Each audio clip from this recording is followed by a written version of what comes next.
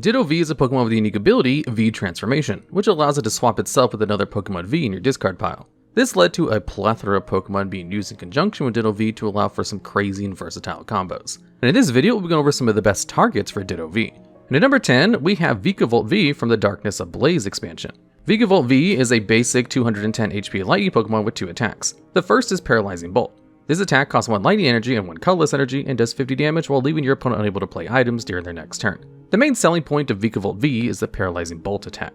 Item lock has always been very strong in Pokemon. Cards like Seismitoad EX from the XY Furious Fist and Trevenant from XY base set, both of which saw success during their times in the standard format, had similar abilities. VIkavolt V also had the merit of being a lightning type Pokemon. This is a benefit against Palkia V-Star as it has the weakness to lightning type, allowing for VIkavolt V to do 2 times damage. Having a favorable matchup against the best deck in the format is always a great thing and sets you up for success. Your primary focus with VIkavolt V is to use Paralyzing Bolt as many times as possible. Ditto V helps you accomplish this by allowing you to get back your VIkavolt V once it gets knocked out to continue preventing your opponent from playing items and slowly whittling down your opponent's active Pokemon's HP in the process. And at number 9, we have Raikou V from the Brilliant Stars expansion. Raikou V is a lightning type basic Pokemon with 200 HP. It has 1 attack, Lightning Rondo, which deals 20 damage plus 20 more damage for each Pokemon on both players' benches.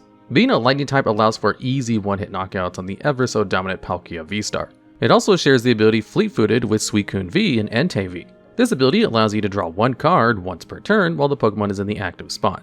While this may seem like nothing, the 1 extra card is always nice to have. Similarly to VIkavolt V, Raikou V is also a lightning type, which means it does 2 times the damage to Palkia V-Star. This is excellent because Palkia V-Star's damage depends on the amount of bench Pokemon in play. Fortunately, Raikou V also requires a large amount of Pokemon to be in play to be able to do more damage. Since most Palkia V-Star decks will have a full bench during the majority of the game, Raikou V is able to attack for ridiculous amounts of damage thanks to Palkia V-Star having weakness to lightning types.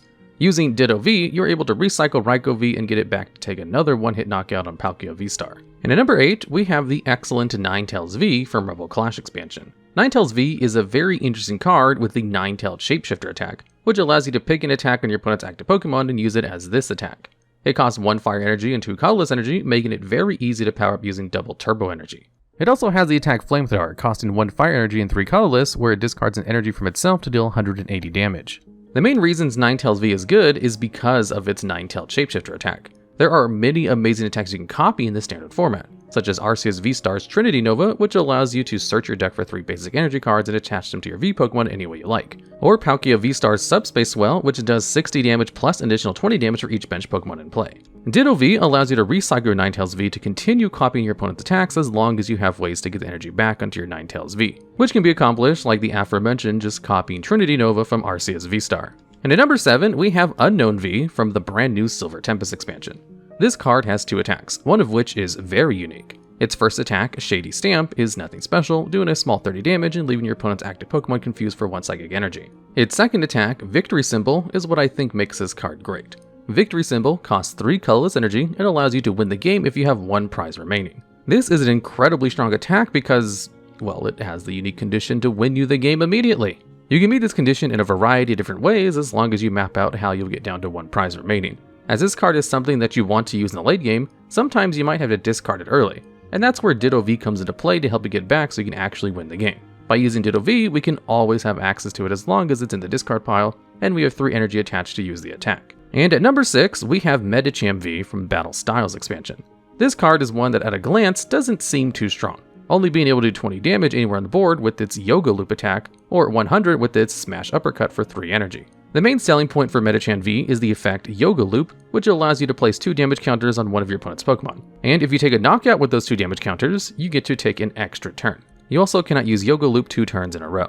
This is an extremely versatile and strong effect for an attack as it allows you to take an extra turn, which allows you to reuse once per turn abilities, such as Inteleon's Quick Shooting, which allows you to place 2 free damage counters on one of your opponent's Pokemon each turn. It also allows you to play another supporter, as it is now a new turn where the supporter has not been played yet. And seeing as these cards are balanced around only being able to use 1 per turn, getting a second one immediately after using another one is just premium advantage. Furthermore, you can evolve Pokemon that were put into play in the previous turn that you use Yoga Loop. Playing this card with Ditto V allows you to get back Medicham V at any point thanks to its ability and pull off the combo whenever you need it.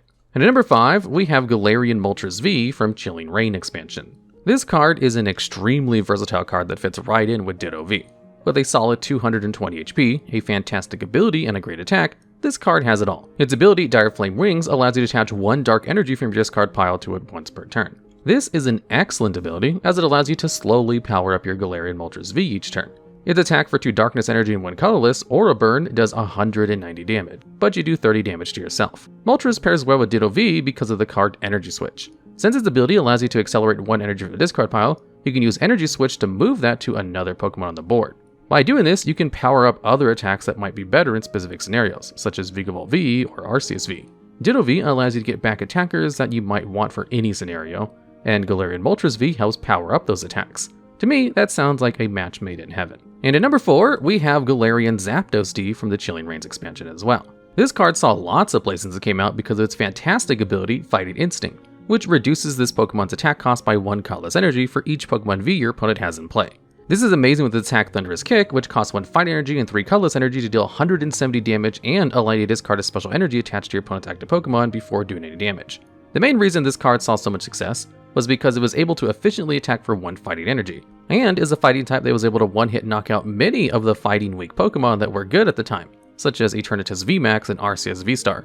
Ditto V allowed you to recycle your Zapdos to take 2 knockouts on Eternatus VMAX in the matchup, and allows you to trade knockouts efficiently with Arceus V-Star decks. And at number 3, we have Empoleon V from Battle Styles expansion. This card was not played very much before, but has since become a very strong card with the release of Comfey from Lost Origins.